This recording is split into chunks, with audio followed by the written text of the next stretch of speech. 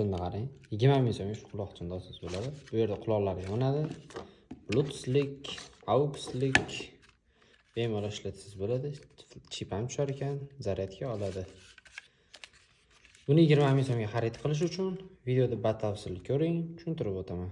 Buning uchun telefonimizni olamiz va Yandex Marketga kiramiz. Kirganimizdan so'ng qidiruv bo'limiga P47M deb yozamiz, ya'ni P47M shu quloqchinni tanlaymiz. O'z asli narxi 52 ming so'm, shuni 20 ming so'mga olamiz. Buni savatga qo'shamiz. Savatga qo'shganimizdan keyin promokod degan joyiga sizga 60 promokodini yozsak 20.862 so'mga tushadi. Yaqinlarga yuborib qo'yish esdan chiqmasin. Dastavkalari ham mutlaqo bepul. Bizga obuna bo'lmabsiz, obuna bo'lib qo'yish esdan chiqmasin.